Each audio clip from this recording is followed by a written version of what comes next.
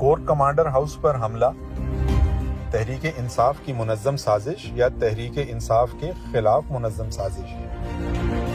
25 مئی کے ظلم و ستم، چیئرمین عمران خان پر قاتلانہ حملوں، زمان پارک حملوں سمیت ریاستی فسطائیت کے تمام مظاہروں کے باوجود تحریک انصاف کے کارکنان نے ہمیشہ پرامن احتجاج کا سہارا لیا۔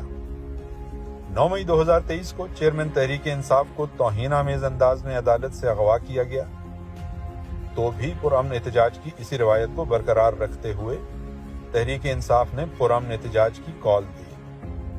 پھر اس پرامن احتجاج نے کیسے پرتشدد احتجاج کا روپ دھارا اور کور کمانڈر ہاؤس میں توڑ پھوڑ جیسا افسوسناک واقعہ کیسے پیش آیا؟ یہ دیکھیں، یہ پولیس والا ہے، اس کے ہاتھ میں پولیس کا ڈنڈا ہے۔ آپ کو واقعات اور حقائق کی روشنی میں بتاتے ہیں۔ سب سے پہلے تو ذرا غور کریں تو صاف دیکھا جا سکتا ہے کہ جوں مظاہرین آگے کی جانب بڑھ رہے تھے، پولیس غائب ہوتی چلی جا رہی تھی، گویا شرارتی عناصر کو کھل کر کھیلنے اور مظاہرین کو اکسانے کا موقع فراہم کر رہی تھی۔ اس بات کی تحقیقات لازم ہے کہ بات پر دفعہ 144 کے نفاذ کی آڑ میں لاٹھیاں برسانے والی پولیس کس کی ہدایت پر منظر عام سے غائب ہوتی چلی گئی۔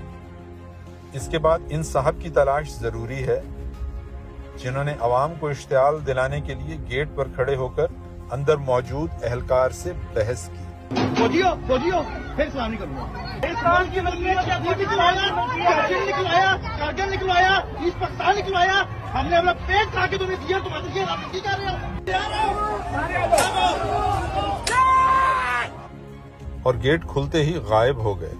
یہ گاڑیاں توڑنے والے، گاڑیاں جلانے والے، یہ ان کے اپنے بندے ہیں۔ عوام میں اتنا حوصلہ ہی نہیں ہے، ابھی عوام میں اتنا بڑا دل ہی نہیں۔ انہی کے اپنے ٹرکوں میں انہی کے اپنے بندے آئے ہیں، ان آنکھوں سے ہم نے دیکھا ہے۔ اب تو ویڈیوز بھی بن گئی ہیں۔ یہ سول کپڑوں میں آرمی کے لوگ یہ اتر کے سول کپڑوں میں، یہ دیکھیں یہ اتر کے یہ گراؤنڈ میں اکٹھے ہو رہے ہیں۔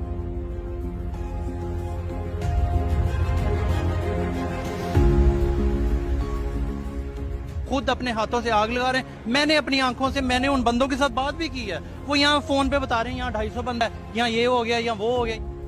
اب ذرا آگے دیکھیں تو ایک بات قابل غور ہے، وہ ہے عمارت کے اندر پہلے سے ہی ٹوٹے ہوئے شیشے۔ گویا کسی نے مدعا تحریک انصاف پر ڈالنے کے لیے توڑ پھوڑ پہلے کر رکھی تھی۔ اب سوال یہ کہ کیا تحریک انصاف کے قائدین نے کارکنان کو اکسایا؟ جواب ہے کہ صورتحال دراصل اس کے برعکس تھی۔ تحریک انصاف کے قائدین نے متعدد مرتبہ کارکنان کو پرامن رہنے کی تاکید کی، خاص طور پر ڈاکٹر یاسمین راشد جن پر بالخصوص الزامات کی بوچھاڑ کی جا رہی ہے۔ انہوں نے بارہا کارکنان کو پرتشدد کارروائیوں سے باز رکھنے کی تاکید کی۔ مہربانی کر کے اندر جانے کی بالکل مت کوشش کریں، آپ باہر آ جائیں، سارے واپس آئیے، واپس آئیے، جس مقصد کے لیے آئے ہیں اس کے لیے آئیے، آپ مہربانی کر کے واپس آئیے۔ تحریک انصاف کے رہنما میاں محمود الرشید اور سینئر تجزیہ کار آفتاب اقبال جو اس موقع پر موجود تھے، پروٹیسٹ ہم نے تو پرامن پروٹیسٹ کا اعلان کیا تھا۔ کچھ شر پسند عناصر کدھر سے آئے ہیں، کیسے آئے ہیں، اگر گئے وہ غلط گئے۔ ڈاکٹر یاسمین راشد بار بار اناؤنس کر رہی تھی کہ ہم نے اندر نہیں جانا، ہم نے پرامن احتجاج کرنا ہے۔ پی ٹی آئی کی سرکردہ لیڈر یہاں پہنچے، جانے کی بالکل مت کوشش کریں، آپ باہر آ جائیں، سارے وہ کہہ رہی ہیں کہ آپ کور کمانڈر ہاؤس میں انٹر ہونے کی کوشش نہ کریں۔ ان کا بیان بھی اس بات کی واضح دلیل ہے کہ ڈاکٹر یاسمین راشد نے عوام کو کور کمانڈر ہاؤس کی طرف نہ جانے کی ہدایت کی۔ چیئرمین عمران خان کی بہنیں اس موقع پر مظاہرین کو پرامن احتجاج کی تاکید کرتی رہیں۔ ہمارا مقصد پروٹیسٹ ہے، اپنا جی بالکل اپنا مقصد پورا کرنا ہے، یہ نہیں کہ ہم نے اپنی، یہ تو ہمارا ملک ہے۔ جی ہمیں پتہ ہے۔ یہ تو ہمارا پی ٹی آئی کے کارکن کوئی بھی نہیں توڑ پھوڑ کر رہے ہیں، وہاں جو بیسیکلی مسوری میں جو لوگ آئے ہیں ان کے جذبات لوگوں کے کوشش خود ہی توڑ پھوڑ کی ہے۔ ایک اور امر بھی قابل ذکر ہے کہ تحریک انصاف سے تعلق رکھنے والے تمام مظاہرین یا تو خالی ہاتھ تھے یا ہاتھوں میں صرف ڈنڈے تھامے ہوئے تھے۔ پیدل مارچ کرنے والے ان کارکنان کے پاس اتنا آتشی مواد چھپا کر لانے کا بھی سوال پیدا نہیں ہوتا۔